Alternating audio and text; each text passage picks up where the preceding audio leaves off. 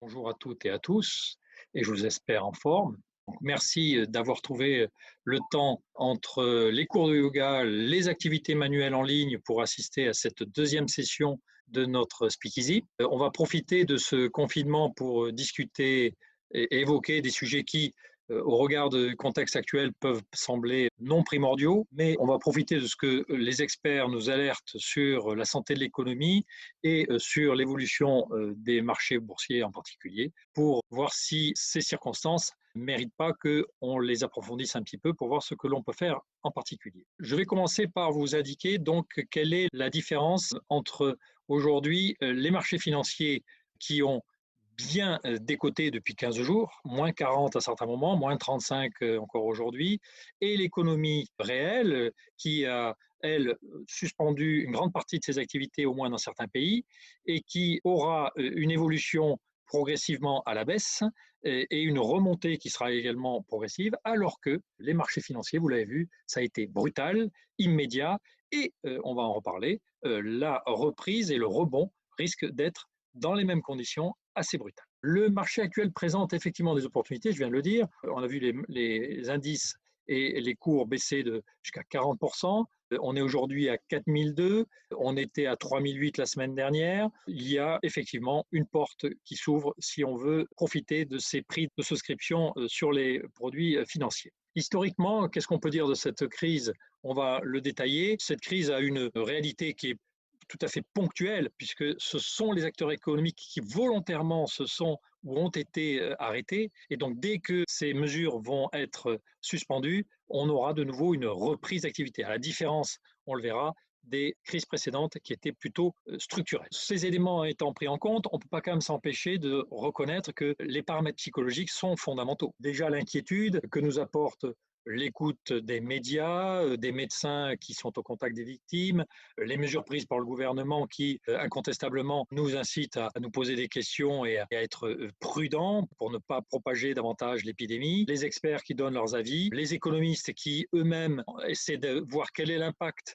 que cela va avoir sur les résultats des entreprises, prévoir les faillites éventuelles et quels secteurs seront plus particulièrement touchés. Donc tout ceci crée une inquiétude qui est confortée en plus par le quotidien, à savoir que notre situation est inédite dans un contexte où on est confronté à un virus d'une importance aussi grande, donc légitimement, on est inquiet. Deuxième point qui est important dans les décisions qu'on va être amené à prendre, c'est l'incertitude. Sachant que déjà on est inquiet, en plus cette baisse des marchés qui a été forte et rapide, est-ce qu'on peut considérer que c'est déraisonnable? Non, il y a bien eu une baisse pour des raisons qui sont des raisons tout à fait compréhensibles, liées à des prises de bénéfices, des sorties et des appels de marge, donc des aspects tout à fait concrets. Jusqu'à quand cette crise de la bourse peut durer? Est-ce qu'on est au point bas? Est-ce que ça peut encore continuer? Difficile de savoir. Donc là aussi, on a une incertitude complète. Est-ce qu'il y aura une reprise après cette baisse? Ça aussi, vraisemblablement oui, mais quand aura-t-elle lieu?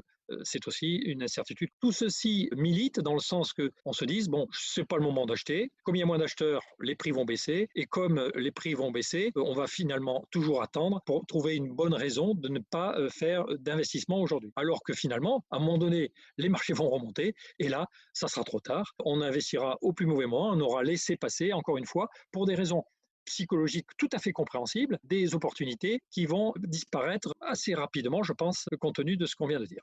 Donc, le mot d'ordre, c'est sauf à vivre la fin du monde, ce qui a baissé va remonter, et donc il est légitime qu'on en profite au travers des opérations qu'on peut être amené à vous conseiller de réaliser. Alors, je vais vous indiquer rapidement quel est le plan qu'on va suivre. Premièrement, on va parler de la bourse et des placements financiers. On va également parler d'immobilier. On va essayer de regarder également, d'un point de vue pratique, fort d'une vision à long terme, quelle est la tactique qu'il pourrait être intéressant d'utiliser et si en plus on peut avoir dans le temps un suivi de ces achats et de ces opportunités qu'on aura saisies. Et puis pour terminer, on répondra à vos questions. Alors, la bourse, je le disais en préambule, hier mercredi, elle était en hausse de 4,5, avant-hier mardi, elle a également monté très très fortement à 8,40. La veille, le lundi, elle avait baissé de 3,5 et le vendredi, elle avait encore augmenté de 5%. Donc, on fait un peu du yo-yo, les marchés baissent, reprennent. Le CAC 40, après avoir baissé de 40%, se retrouve aujourd'hui à avoir baissé plus que de 35. Bon, on peut se dire qu'il y a quand même des fluctuations, ce n'est pas si clair que ça, et que la hausse qui va intervenir incontestablement, elle va intervenir dans les semaines ou mois à venir, et il faut savoir la saisir tant que c'est encore possible, puisque la reprise risque d'être très très rapide, à la mesure d'ailleurs de la baisse. Alors, si on se compare aux crises précédentes, la crise actuelle est une crise conjoncturelle, on le voit bien, les acteurs sont arrêtés, l'activité ne reprend pas tant qu'on maintiendra les mesures de confinement qui touchent bien des pays aujourd'hui dans le monde. Par contre, 2008, c'était totalement différent. C'était une crise où il y avait, l'origine était le surendettement des ménages qui fait fragiliser à la fois les banques, également les États. Ça a été vrai aux États-Unis, ça a été vrai également dans certains pays européens. Il y a eu donc une perte d'activité sensible, à la fois également une baisse forte des bénéfices, une baisse des cotes boursières, et il a fallu que les acteurs qui étaient concernés prennent la mesure du problème et se reconsolident sur plusieurs années de restructuration. Donc c'est une situation complètement différente qu'on va vivre, où la reprise va être assez rapide, même si encore une fois, elle ne sera pas instantanée. Ça c'est clair d'un point de vue économique dans la vie réelle. En revanche, la reprise risque d'être bien anticipée, très largement anticipée par la bourse. Et c'est ça qui est le point important, c'est que les marchés financiers ne sont pas dans une perspective d'attendre de voir les résultats finaux. Ils anticipent sur ce qui va se passer et prennent des gains avant même que ces gains eux-mêmes soient tangibles. Donc, la raison essentielle de cette réunion d'aujourd'hui, c'était de vous indiquer que la remontée des bourses et la remontée des marchés financiers, il faut la saisir avant que le rebond ne soit passé et qu'on ne reste plus grand-chose à récupérer. C'est d'ailleurs l'idée que développe Guy Marty dans son dernier article, et elle est assez proche de ce que je vous indique ce soir au travers de la réunion que je vous ai proposée.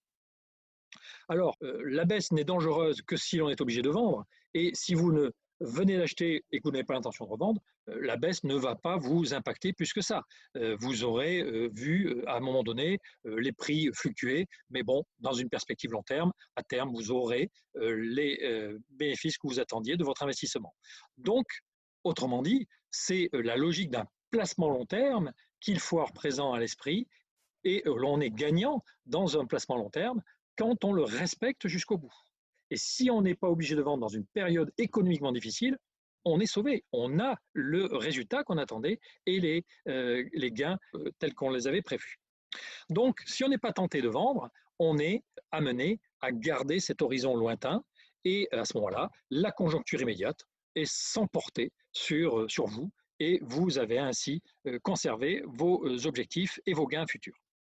A contrario, si vous n'avez pas cette vision long terme parce que vous avez d'autres projets qui sont courts, à 2 ans, à 3 ans, à 4 ans, bien entendu, il ne faut surtout pas aller sur des placements, qu'ils soient financiers, boursiers ou même immobiliers, parce qu'on n'a pas du tout intérêt dans ce cas-là à prendre le risque au moment où on a besoin de récupérer son cash pour le projet qu'on a prévu, on soit dans une période précisément plutôt creuse en termes de performance et qu'à ce moment-là, on entérine une baisse et qu'on perde ce qu'on avait prévu de gagner, voire plus. Et pour ça, d'ailleurs, une solution très simple que pourrait vous proposer, c'est le fonds en euros à 3% de capital garanti, 3% de rentabilité, qui est accessible aujourd'hui et qui permet de répondre à cette problématique de placement court terme ou moyen terme, et on n'aura pas du 10 ou du 15 ou ni du 8, on aura du 3 régulièrement, tous les ans, et au moment où on aura besoin de son argent, on le récupère, on ne se pose pas la question de savoir si les marchés ont monté, si l'immobilier a baissé, monté, peu importe, on aura eu ces 3% et on récupère son cash sans aucun risque. Donc ça, c'est un point important. En revanche, il est possible que vous n'ayez pas que du placement court terme ou moyen terme à positionner sur du fonds euro, excellent, à 3% et non pas 1% comme on les voit aujourd'hui sur les anciens fonds euros, donc il y aura des arbitrages à faire, vous ayez en plus une partie de votre capital qu'il est possible d'investir sur du long terme. À ce moment-là, effectivement, vous allez avoir intérêt à regarder la manière dont on peut utiliser la situation actuelle pour pouvoir gagner pas mal, parce qu'on a eu le courage et la clairvoyance de se dire ce qui est relativement simple, je l'ai fait et je ne me suis pas laissé emporter uniquement par l'incertitude et toutes les craintes que j'ai pu avoir. Alors, si on a effectivement ces possibilités-là, on a également la possibilité, outre de faire du placement financier, on fait du placement immobilier. Parce que de la même manière, il ne vous viendrait pas à l'idée d'acheter de l'immobilier pour le revendre l'année suivante, sachant qu'en étant passé chez le notaire, vous avez payé, en particulier sur l'ancien, des frais de notaire de l'ordre de 8%. Donc, on sait bien naturellement que là, on est parti sur du long terme. C'est la même chose. Donc, l'immobilier, c'est bien du long terme. Là aussi, on peut faire de bonnes affaires. Il y aura vraisemblablement des fluctuations, mais ces fluctuations seront lissées dans le temps et l'objectif qu'on poursuit à long terme fera que on les aura vues, on a entendu parler, mais elles n'auront pas impacté notre décision puisqu'elles ne sont pas contraignantes par rapport à l'objectif qu'on s'est fixé. Donc c'est vrai pour des appartements loués nus, meublés, pour des SCPI, c'est vrai pour des foncières, c'est vrai pour des appartements qu'on peut louer, par exemple dans le cas de la loi Pinel, pour bénéficier d'un avantage fiscal sur 6 ou 9 ans. On se dit bien qu'on va les garder 6 ou 9 ans. Pareil pour la loi Bouvard-Sancy, où on bénéficie d'une réduction d'impôt sur 9 ans. Donc on se dit bien dès le départ qu'on aura un objectif long terme. Pareil pour la nue propriété, où là on a même des durées de détention qui vont durer jusqu'à 15 ou 18 ans ou 20 ans. Donc l'objectif étant long terme, c'est cohérent. Et les variations d'ailleurs de ces immobiliers vont être beaucoup plus faibles. Pourquoi? Parce que les acteurs ne seront pas pris à la gorge ou autre pour revendre, donc ça va se lisser, ça va se faire de manière assez sereine, et on le voit bien sur les 30 dernières années, quand il y a eu des crises, certes il a pu y avoir quelques baisses immobilières, mais elles n'ont pas été de 35 ou 40%.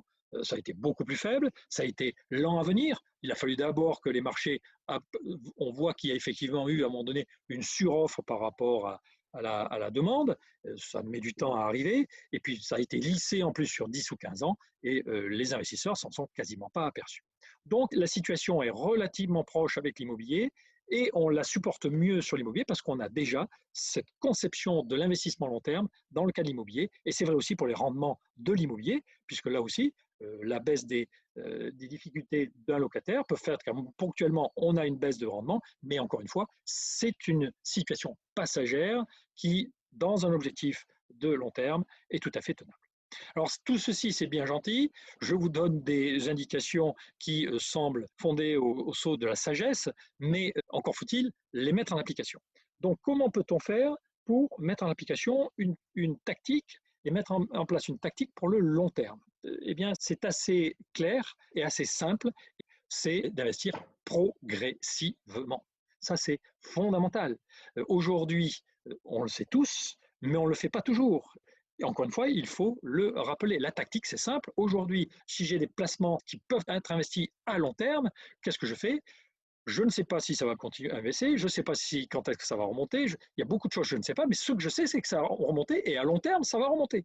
Donc, j'en investis un quart tout de suite, j'en investis un quart dans 15 jours, dans un mois, j'en investis un autre quart dans 2 mois, quand la crise va commencer à nous tourner le dos et qu'on va avoir véritablement des signes de remontée des marchés, je investis un dernier quart, ce ne sera pas forcément au meilleur moment parce que ça va commencer à remonter, mais j'aurai fait mes investissements dans la bonne période et même si je ne gagne pas sur tous mes quarts 30%, j'en gagnerai peut-être 15 ou 20 sur le dernier et ça sera malgré tout des opérations très très favorables.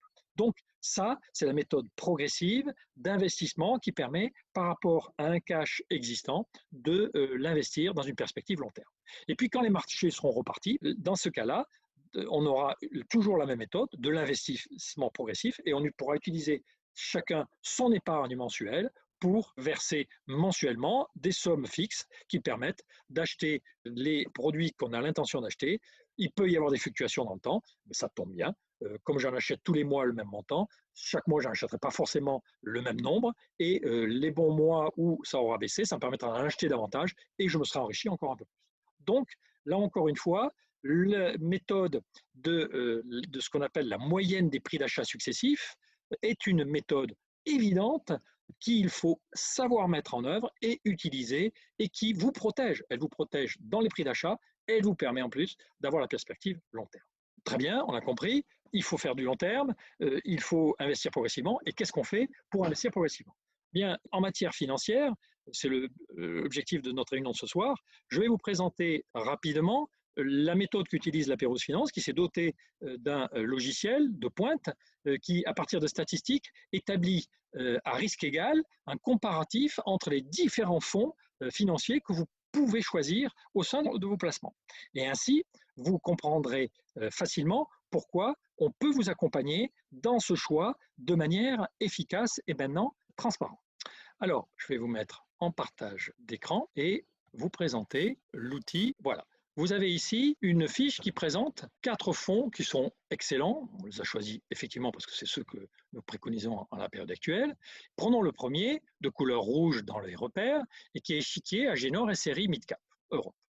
Ce fonds, comme on peut le voir, investi sur les actions Europe, a une performance qui est excellente sur les 3 dernières années. On va voir comment et pourquoi. Il était également excellent sur les années précédant les 3 dernières années, c'est-à-dire les années N-4 et N-5. Et donc, à partir de cette visualisation de ce qu'il a fait sur le passé, encore une fois, avec des critères qu'on va détailler rapidement maintenant, on peut se dire qu'a priori, il devrait continuer. S'il ne continue pas, on a l'outil et on sera amené effectivement à ce moment-là à changer notre fusil d'épaule à son égard. On s'aperçoit ici qu'il a 257 concurrents dans la classe d'actifs des actions Europe Midcap. Ces 257 concurrents, il en bat 88%. Sur les 3 dernières années, il en battait 80% déjà sur les années N-4 et N-5. Donc ça veut dire que dans cette classe d'actifs, il est capable de servir une performance sur laquelle on va revenir maintenant, parmi les meilleures de celles qu'on peut attendre. Et on le voit ici, 88%, ça veut dire qu'aujourd'hui, sur ce graphique qui nous montre la proportion de concurrents battus, sur une échelle ici en ordonnée de 0 à 100, on est aujourd'hui à 88, on vient de le voir. 88, c'est ce qu'il a au mois de mars en termes de performance de concurrents battus, mars 2020. Et par contre, il n'a pas toujours battu 88%. On le voit ici, en décembre 2019, il n'en battait que 70%. Mais il était, à part quelques exceptions, parmi les plus performants parmi ses concurrents. Donc, c'est un critère d'appréciation pour se dire, effectivement, comme les autres d'ailleurs, ce fonds-là, je comprends pourquoi vous nous le proposez et on va regarder rapidement quelles sont ses performances. Pourquoi est-ce qu'il est excellent? On le voit ici, depuis le début janvier, ici dans l'encadré en rouge, on voit qu'il a perdu malgré tout 21,13%, c'est pas neutre, mais quand on sait que les marchés ont baissé de 35 à 40%, il a amorti la baisse, mais il n'a pas échappé à la baisse. En revanche, ce qui est important de regarder également, c'est que la performance qu'il a fait en année 2019, quand les marchés étaient par contre porteurs, il a fait 33,9%. Donc ici, on s'aperçoit bien qu'il surperforme les indices, puisque les indices étaient plutôt autour de 18 à 20% de hausse en 2019. Donc, on a une surperformance incontestable. En 2018, il a baissé de 8,6%, il n'échappe pas à la baisse, malgré un marché qui lui-même avait baissé cette fois-ci de 18%. Donc, il a moins baissé que les autres. Et en 2017, il a augmenté de 21,7%. En 2016, qui avait été une année assez modeste, il a augmenté de 0,4%. Donc, ainsi de suite, on a ainsi un outil qui nous permet d'analyser, nous, les fonds et de vous expliquer pourquoi, si le fonds se dégrade en termes de performance comparative par rapport à ses concurrents, on n'a plus intérêt à le conserver. Donc, c'est ça que je voulais vous présenter comme l'outil qu'on utilise aujourd'hui et qui, incontestablement, va nous permettre de vous accompagner efficacement pour à la fois choisir les supports aujourd'hui dans la crise et dans l'opportunité qui se présente, et également de les suivre dans le temps. Encore une fois, la veille qu'on vous propose au sein de la Pérouse Finance avec notre contrat d'assistance est véritablement fondamentale. Ce n'est pas tout de bien partir, encore faut-il tenir la durée. Autre point, vous n'hésitez pas non plus à nous adresser, si vous détenez des fonds et des actifs et des unités de compte dans d'autres établissements que ceux que nous aurons conseillés, n'hésitez pas à nous envoyer les relevés de compte. On fera la même analyse sur ces fonds-là et sur les portefeuilles que vous détenez, et on vérifiera que soit vous avez intérêt à les conserver, soit une partie mériterait d'être arbitrée et changée, et ça vous permet également là aussi d'avoir un suivi global de la situation de vos actifs financiers. Et on n'est pas, dans ces cas-là, inquiet, puisque tant que les fonds sont bons sur les marchés financiers, il ne faut pas bouger, on reste en position. S'ils sont mauvais, bien entendu, on les arbitre. Et pour l'immobilier, c'est la même chose. Si l'immobilier que vous détenez génère des revenus réguliers et de qualité, il n'y a pas de raison de vendre. Il faut rester bien investi sur du long terme. Il faut même choisir d'investir peut-être sur d'autres investissements immobiliers. Je vais en dire 2 mots maintenant. Et si par contre vous avez des investissements immobiliers qui donnent un rendement modeste au regard de leur valeur actuelle, ça peut être parfois d'ailleurs des immobiliers qui ont bien grimpé en termes de valeur, et le loyer lui est resté relativement stable. Ça veut donc dire qu'on a certes un bon immobilier, mais on a un rendement qui est modeste. peut-être faut-il à ce moment-là envisager la sortie de cet investissement, parce qu'on pourra, en passant sur un autre immobilier ou un autre bien financier, augmenter le rendement tout en conservant la valorisation. Je disais donc à l'instant qu'on pourrait même investir sur d'autres. Pourquoi aujourd'hui? C'est le point qu'on évoquait tout à l'heure. Les marchés économiques sont arrêtés. Ce n'est pas parce qu'on va dire demain matin le confinement est terminé que tout va redémarrer d'un seul coup. Non, il va falloir que tout cela se mette en marche et que les acteurs refassent démarrer l'industrie, ainsi de suite, y compris l'immobilier. Et c'est particulièrement vrai pour aujourd'hui les promoteurs immobiliers dont 90% ont fermé leurs portes, non pas parce qu'ils ont déposé le bilan, mais tout simplement parce qu'ils ont arrêté leur activité. Ils ne peuvent pas faire autrement. Ils ne sont plus approvisionnés, ils n'ont plus les personnels nécessaires, il y a des risques, ainsi de suite. Donc, ils ont arrêté leur construction. Donc, ça veut dire que demain, quand ça va redémarrer, les approvisionnements vont poser problème. Est-ce qu'on aura les équipements nécessaires, les prises de courant et autres nécessaires, fabriquées peut-être, que sais-je, en Chine ou ailleurs? Donc, tout ceci va se remettre progressivement en marche et ça va créer un goulot d'étranglement sur les constructions et sur les possibilités des promoteurs de proposer aux investisseurs des biens. Déjà qu'avant la crise, on le sait, et c'est pour ça qu'il y a des lois fiscales comme la loi Pinel, la loi Bouvard, pour inciter les particuliers à investir dans du neuf parce qu'il n'y a pas suffisamment de biens sur le marché compte tenu de la demande. Là, en l'occurrence, c'est clair, la demande va être très forte, les offres vont être réduites en 2020, ça c'est clair, tout va être décalé. Sur 2021, on retrouvera peut-être une régularité de production à partir de 2022. Donc tout ça va nourrir un besoin. Ce besoin, si on veut le satisfaire, il va falloir mettre le prix parce que les vendeurs auront naturellement la possibilité d'augmenter leur prix dans un cadre où il y a une pénurie de biens. Donc, l'investissement immobilier peut être effectivement une solution intelligente également parce que cette fois-ci, au regard de l'inflation, il va y avoir une hausse des prix qui va nous permettre d'en bénéficier. Que vous dire de plus là-dessus? C'est que je pense qu'on a terminé. Nous sommes là pour vous accompagner, vous l'avez compris, également d'un point de vue pratique, au quotidien, et ça c'est fondamental. Je vais répondre maintenant aux questions. Alors, pensez-vous que les marchés vont continuer de baisser? Je ne sais pas. À long terme, on sait qu'ils vont monter.